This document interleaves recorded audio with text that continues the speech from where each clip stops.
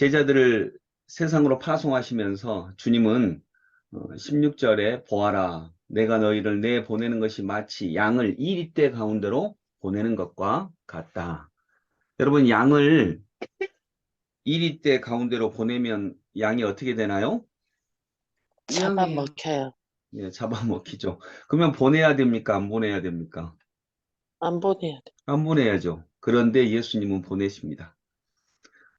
우리도 세상으로 파송당하거든요. 주님이 가라 하시거든요. 세상의 빛과 소금의 역할을 하라고 하시는데, 이게 마치 양을 이리떼 가운데로 보내는 것과 같습니다. 그런데 우리 그리스도인들이 양을 이리떼 가운데로 보내는 것과 같은 이런 상황 속에서 우리가 더 무서운 이리떼가 되어버리기도 합니다.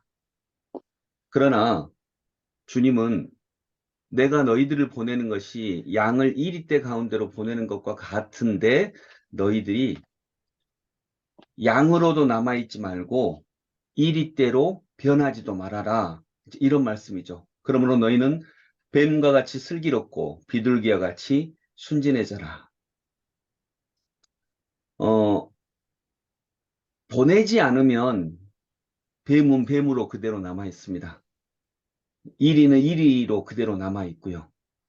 또 보내지 않으면 비둘기는 비둘기대로 그대로 남아있고요. 양은 양으로만 남아있습니다. 그러면 우리는 세상 속에서 그리스도인의 역할을 하기가 어렵다는 거죠.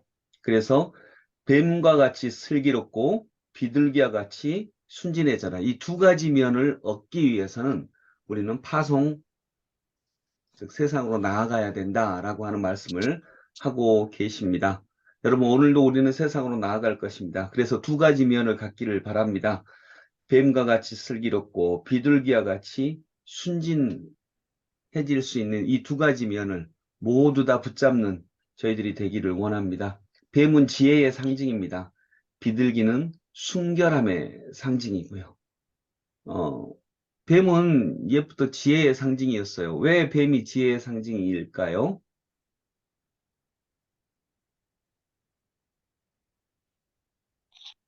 허물을 벗으니까요. 아, 뱀은 허물을 벗기 전에는 시력이 아주 떨어지고요. 그리고 몸이 굉장히 잘 움직이지 못한답니다. 왜냐하면 허물에 맞지 않으니까. 그래서 그때 약 40일 정도를 뱀은 굴 속으로 들어가서 가만히 있어요. 그러면 몸이 작아지거든요. 그러면 그때 허물을 벗고 새롭게 됩니다. 그러면 눈도 좋아지고 몸도 새롭게 되고 이걸 지혜라고 합니다. 즉 지혜는 어떤 머리를 잘 쓰는 게 아니고요. 거듭남입니다. 나 자신을 새롭게 하는 것. 이것이 성경에서 말하는 지혜입니다. 그래서 우리가 세상으로 보내어지지 않으면 우리는 뱀처럼 지혜로워질 수 없고요.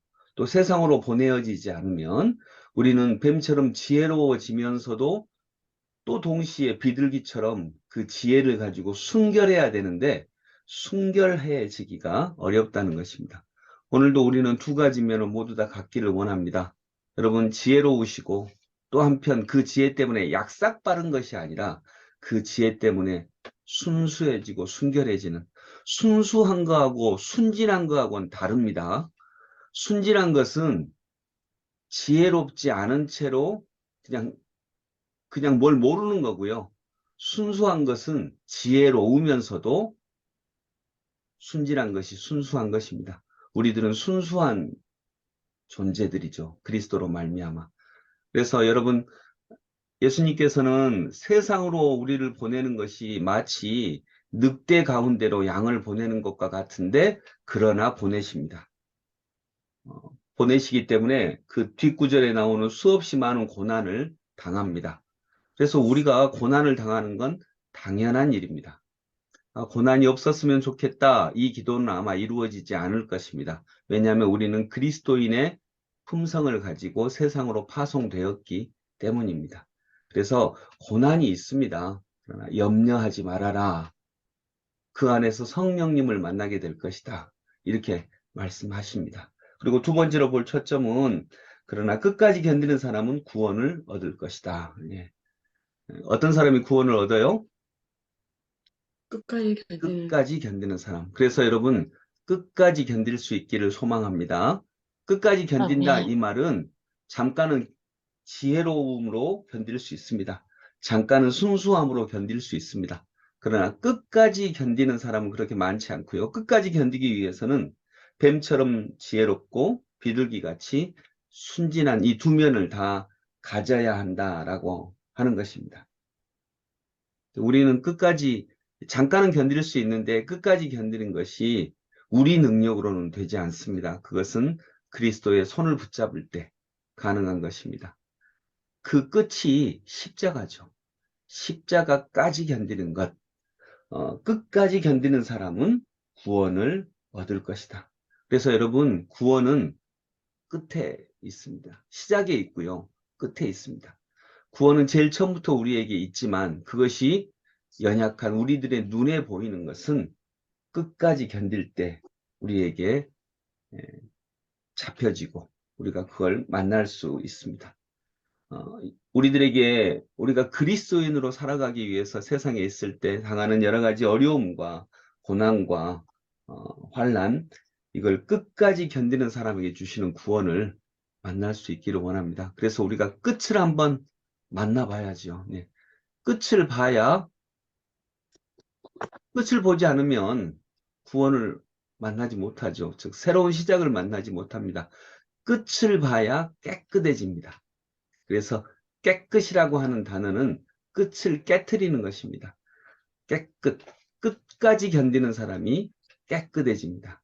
깨끗한 사람은 그리스도를 볼 수 있을 것이고요.